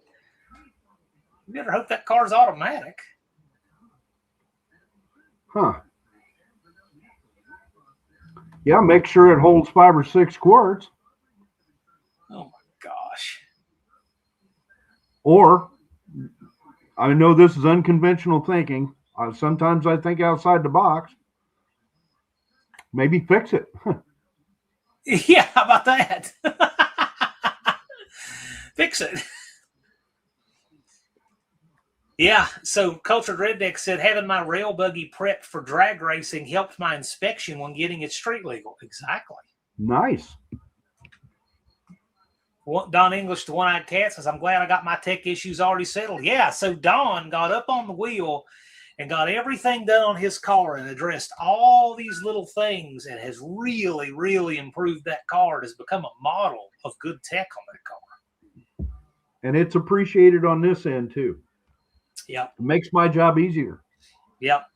You guys are really take the initiative to do this stuff proactively and all. It makes it easier for Deke, especially when he sees the same car come back the next year. He can say, yeah, I remember this done and this, and we've seen that, and you don't have to relitigate everything all over again. And I know that I don't want a question in the back of my mind after the car leaves tech and I say they can run if there was something just a little questionable. But most all you guys you're addressing everything, which is great. You guys are doing great. And we appreciate it. And this is why Deke is so kind to give us of his time on a Friday night to help us with this. Mohawk asks, can you talk a bit on the neutral safety switch or clutch safety switch? Well, put one on it. If it's an automatic, you need a neutral safety switch. It doesn't have to work in park, but you have to be able to shift it into a neutral gear to start it. The clutch in safety switch, I've not read any rules on that. Some vehicles come from the factory with that, and I'm perfectly happy with that.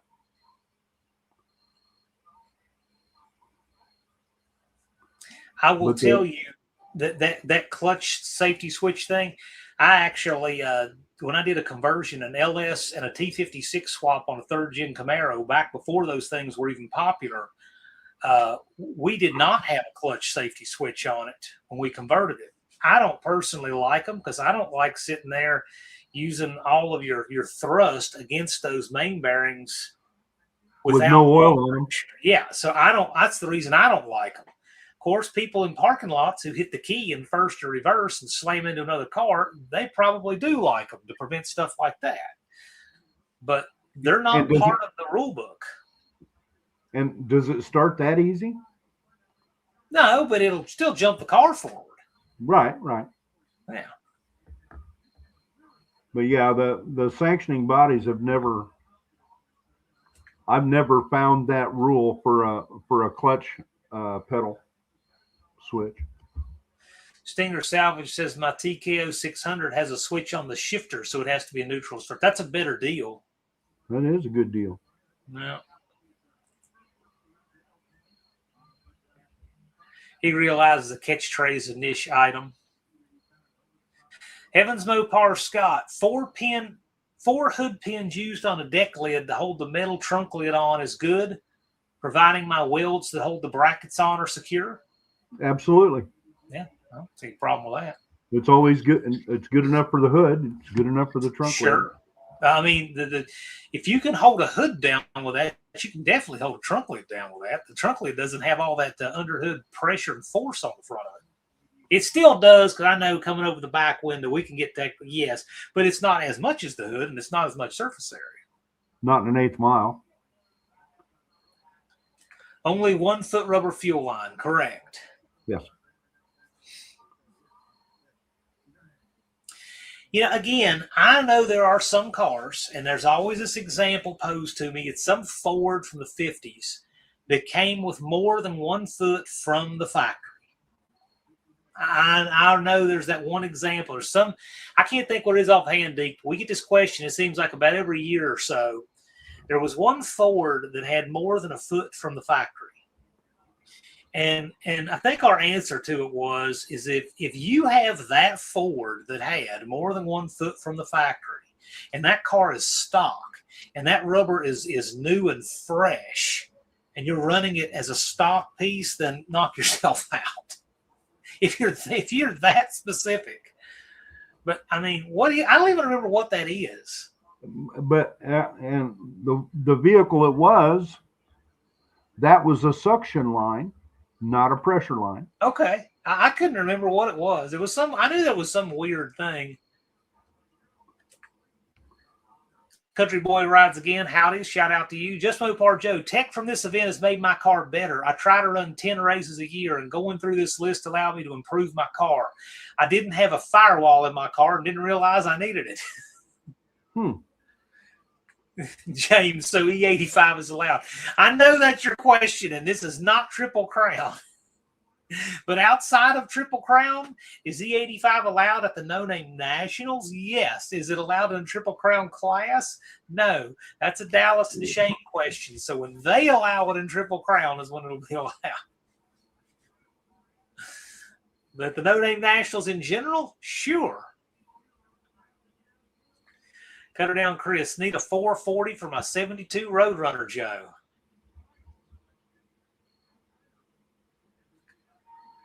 Barrows says the Ford C6 made me like B&M shifters. Only way to put a neutral safety switch because Ford's switch is on the steering column. Yep. That's interesting. I'm used to the Mopar where it threads right into the transmission case. And realistically, those tiny little bitty switches that B&M and Hurst and those guys supply for the neutral safety switch realistically should go through a relay. They're not made to carry heavy voltage or heavy amperage. Yep, that's a good point. Keep them cooking. Because something. I mean, I used them years ago, and you get down to 5 cars in your class and it won't start because that switch gave up the ghost. You'd be really mad. And relays are cheap.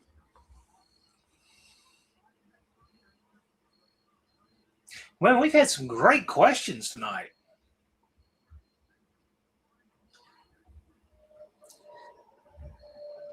Yes, we have. This has been very productive. I think there's been a lot of good stuff asked and answered on here, and I think it's genuinely going to improve what people show up with. Yep. Like I say, it makes my job easier. Vintage Adventure Drives. Tanner says, hey, look at me go. My neutral safety goes through a relay. It was the easiest way to make it work. Good job, Tanner. Joe says, does it matter where my trans brake switch is mounted? Some tracks say only on the steering wheel. What track says only on the steering wheel?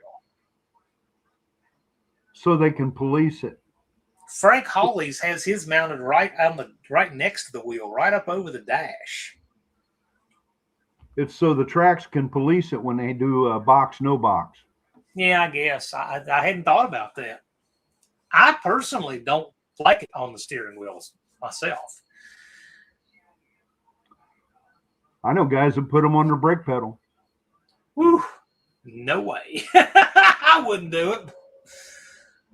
Cope has his on the shifter. And I've driven Haney a few times, and let me tell you, when that thing's on the shifter, I'm making sure that my thumb is off of that thing for good when it comes, you know. No doubt. You don't want to hit it again in first. Thumper asks a good question here. Are Pontiac rally wheels considered hubcaps, the trim rings? They clip, if they clip on, yes. If they screw on. They're saying, yeah. Now, what doesn't count are like the Mopar center caps on the rally wheels. They actually have 5 screws that bolt them in through the back. You found one with 5 screws? Yeah, mine all do, because all the small bolt ones have all 5. The big bolt ones can be 3 or 5. All the ones I ever saw were 3. No, Mopars have 5.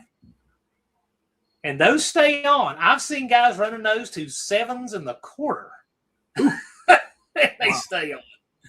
I can't remember what Joe might remember. There's a guy that has like a 792nd E-body, and he runs, rallies with center caps like this. It's to make it look pretty stock. But they're very wide. Oh, yeah. Yeah. Oh, yeah. Joe says that he's got his on the shifter so he can go quick draw. Yeah. I don't know of any rules for that. Like say, If it is, it would be a track rule.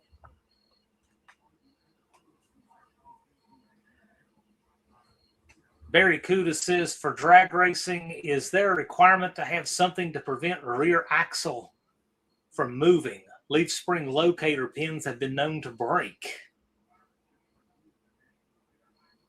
Leaf spring locator pins have been known to break if the U-bolts are loose. So maybe not, there's no requirement, but make sure your bolts are tight. Barrow says, I'm not running a trans brake, but my line locks on the shifter.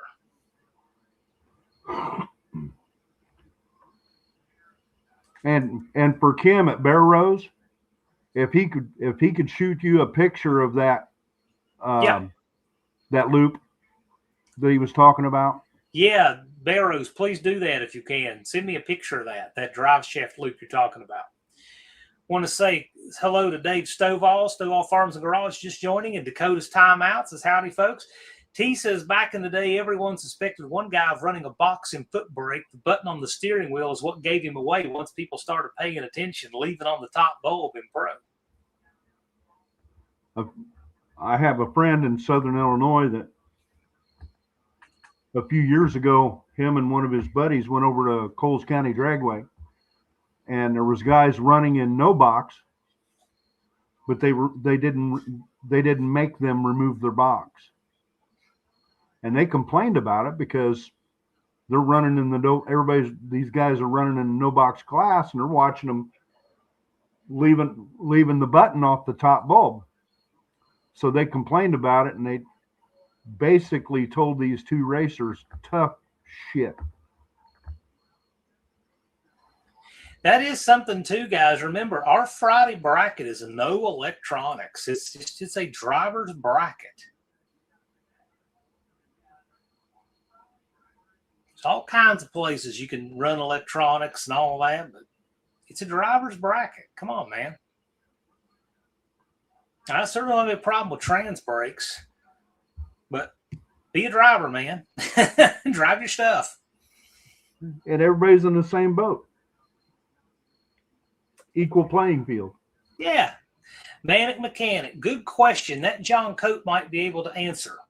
What about us with a transgrinal position on the shifter? It goes park, neutral, reverse, then drive, where you have to push the button for reverse. What, like a push button automatic? No. What's he talking about? I can't understand it. Trans brake. Yeah, some of the transmissions you have to push the trans brake button. Yeah, back up. Reverse. What kind of car does he have, John? Yeah, what are you in there, Manic Mechanic? So the way Cope's work is his are park and then neutral and then 1, 2, 3 or 1, 2, 3, 4, and you have to push the trans brake to get reverse in neutral. But what kind of car does this guy got? Yeah, What do you have there, Manic Mechanic? Is it a Dodge or?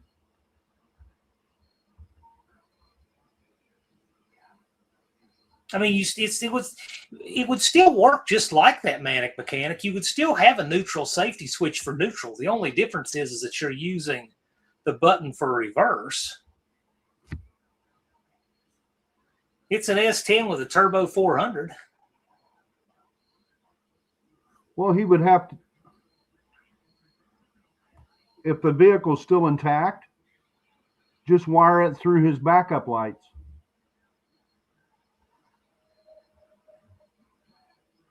There you go.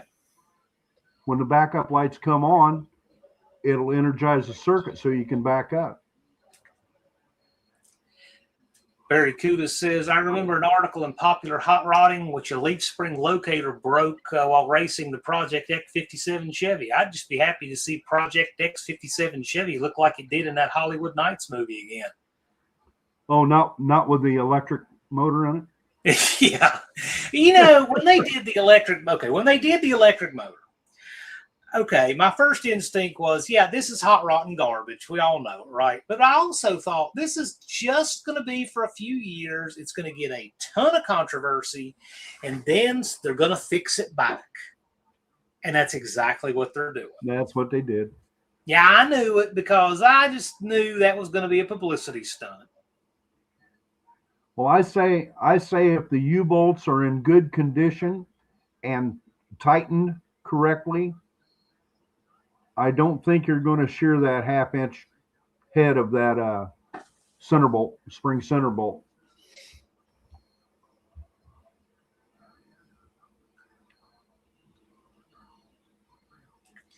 Bear Rose says he'll send me a picture. Yeah, please do. Let's check it out.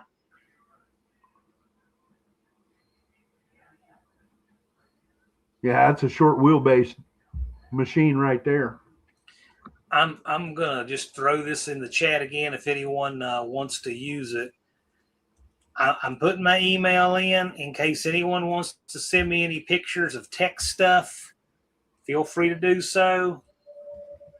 We'll get it to Deke as needed. About half the stuff I get emailed to me is something so basic, and that's totally fine that I already know, you know. But anything that's got any kind of gray area whatsoever always goes to Deke.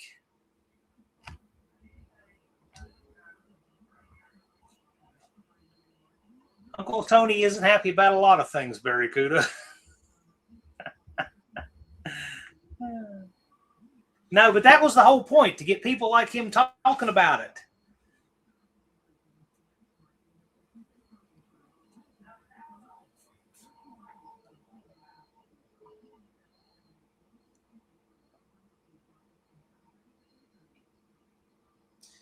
Anybody else have any other questions? We got 8 minutes left tonight. It's been, I think, a very productive evening of good questions.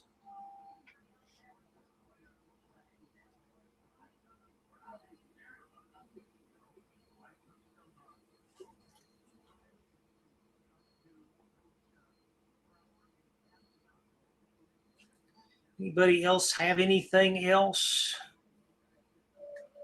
You can always email me pictures. The pictures are worth 1,000 words over anything described. When is a bulkhead required? When is a bulkhead required? The rear bulkhead would be required with a trunk-mounted fuel tank or battery or both.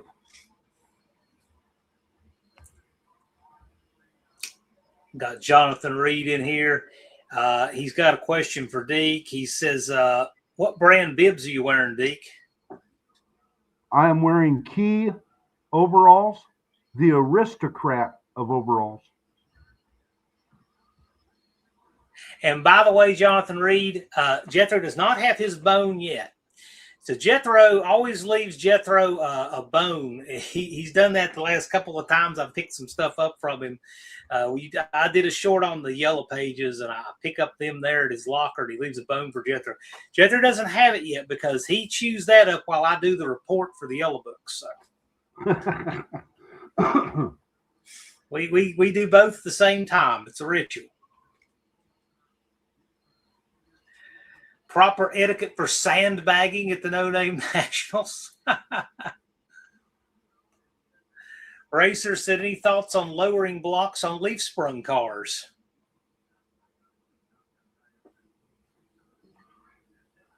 Sky's the limit as far as I'm concerned, as long as they're put on safely.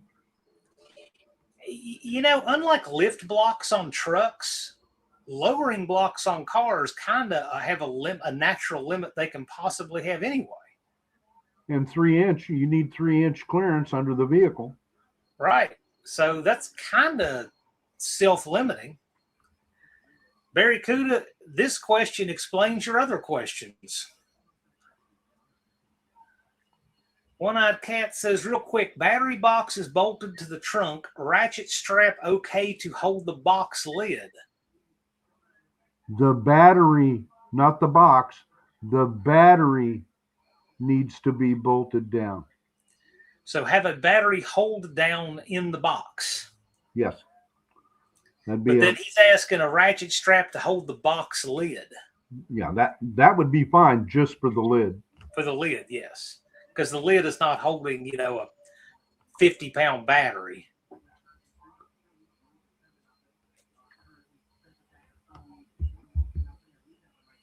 Did you fix your van or just drive it till it breaks again? It's fine. That wheel bearing will probably last another 11 months, but I got a new spindle I'm going to throw in there.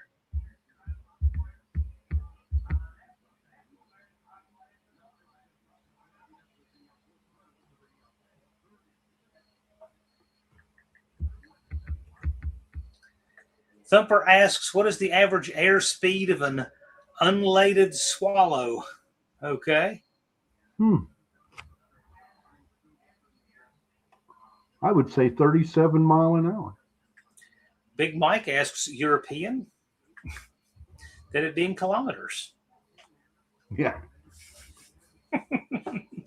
You guys have asked great questions tonight. I appreciate you. And does Jethro still have his tire? You know what, Wendy? Not only does he have it, it's right there at the very front of the office. He set it right there where I have to walk over it. He gets out and plays, gets a little cooler in the evening. Yeah, he loves that tire. What is a hypotenuse? Deke will know that one. You know what that is. That's why you asked it, Tanner. Exactly. That's right. I saw the hypotenuse at the zoo. Really? Maybe that was a hippopotamus. Whatever. I see it when I look at the ladder bars. Answers my questions. Let me fix that. There you go, Don. I got to tell you, Don, the nice thing about your car is you've done such a good job and so much attention to detail. I actually refer people to your car now as how to get a car up to tech. You've done such a good job. Thumper wants to know, what is the crux of the biscuit? I'm not even touching that one because I don't want to know what Thumper means. Tanner, I actually was a math major when I transferred into Virginia Tech. That was my way in. It was much less competitive sliding in math than mechanical engineering. That was math was an easier route to get in. Levi picked up purple Mopars and ham for his bedtime story. Brooke is tired of reading that one. Looking forward to September for him to have sweet dreams. That's a good one.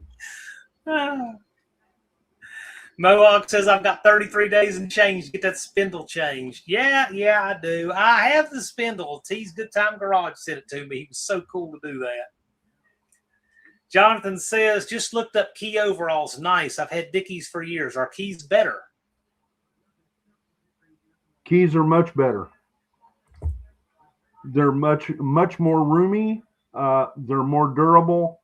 And the pockets are so much easier to get in and out of. I carry a lot of stuff in my pockets. I mean, I got a pencil and a measuring scale and a AC temperature probe for doing air conditioner work and a Sharpie and a white paint marker and an automatic center punch and a nice ink pen. I don't travel light. I carry a mag light and I carry a pocket knife and my keys are on a key fob and just there's never enough pockets, but these things, they really work good. And if you look them up online, if you register with them, every once in a while they'll have 15-20% off, and it's cheaper than buying them in any farm store. So excellent. Made in America. This is something I just love about this community. We have people who are experts on all kinds of stuff. There's always someone who knows. Jonathan, I'm not even going to touch that one right there. Thumper says tourist season is about over. I bagged the limit this year. Don had a lot of safety issues 12 years ago. It was hazardous. Yeah, that car, there was some scary stuff about that car the first time I saw it. I was truly afraid he was going to have a fire or something, but he has made that car vastly, vastly better. Don has done a wonderful job of getting that car up to tech and safety standards. He's done a great job. And guys, with that, we're at our time. I'm not going to keep Deke overtime. He's so gracious to give us a couple of hours on a Friday to address these tech questions. I really appreciate it. So thank you all. If you have more tech questions, please email them to me. I would appreciate it. I'll get them over to Deke. And I'm going to once again drop my email in the chat here, john@princetondragway.com. You can send them there and we'll get them over to Deke. Don't forget to watch Tech Talk Live on Wednesdays with Dallas and Professor P. That is the place to ask your Triple Crown tech questions over there for class-specific questions. Also, if you have not yet registered for the No Name Nationals, you may register at nonamenationals.com. You've got to know if you're coming or not by now. There are 33 days, 1 hour, 58 minutes until the 5th annual AHRA No Name Nationals. So you can go over there and you can register right now. You know what? We would appreciate it. Please do. Don't forget that when you do that, as soon as you register, you get 10 to 15% off everything in Edelbrock's catalog and our own concierge, Mr. Alex So. So with that, you guys have a great weekend. Who knows? I might pop up a stream of some random thing going on or walking or something like that, like I sometimes do. But regardless, I will see you guys next Friday, August 28th, with our bracket champions, Just Mopar Joe, T's Good Time Garage, and Little Possum.